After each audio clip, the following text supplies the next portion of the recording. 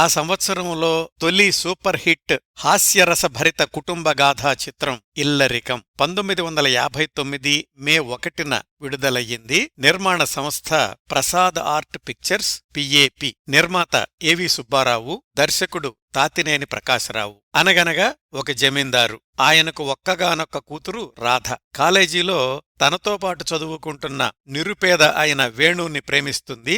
ఇంట్లో వాళ్ల అనుమతితో పెళ్లి చేసుకుంటుంది. వేణు అత్తవారింటికి ఇల్లరికానికొస్తాడు. ఈ పెళ్లికి నిరాశ చెందిన వ్యక్తి జమీందారు దగ్గర మేనేజర్ గోవిందయ్య. తన కొడుకు శేషగిరిని జమీందారుకి అల్లుణ్ణి చెయ్యాలని ఆశిస్తాడు, భంగపడతాడు. పట్నంలో ఉండే శేషగిరి కనకం అనే అమ్మాయిని గుళ్ళో పెళ్లి చేసుకుని కాపురం కూడా చేస్తుంటాడు. తండ్రి గోవిందయ్య కొడుకుని భార్య నుంచి వేరు చేసి ఇంటికి తీసుకొస్తాడు. వేణు, రాధ అన్యోన్యంగానే ఉంటుంటారు.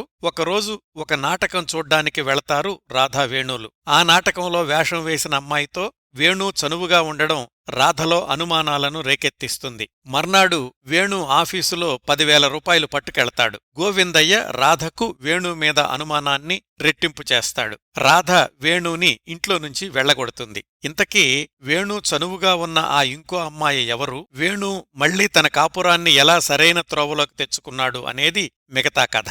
ఈ సినిమాకి కథ సదాశివ బ్రహ్మంగారు రాస్తే మాటలు ఆరుద్రగారు రాశారు. పాటలు కొసరాజు, ఆరుద్ర, శ్రీశ్రీ. సంగీతం టి చలపతిరావు.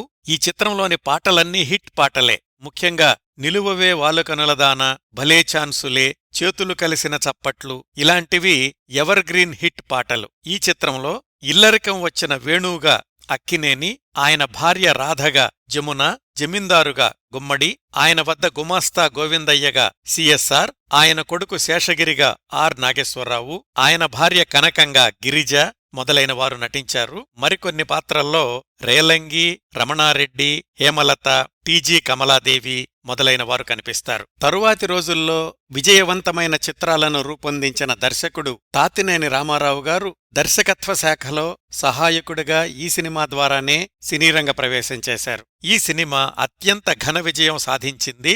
చక్కటి ప్రింట్ యూట్యూబ్లో లభ్యమవుతోంది.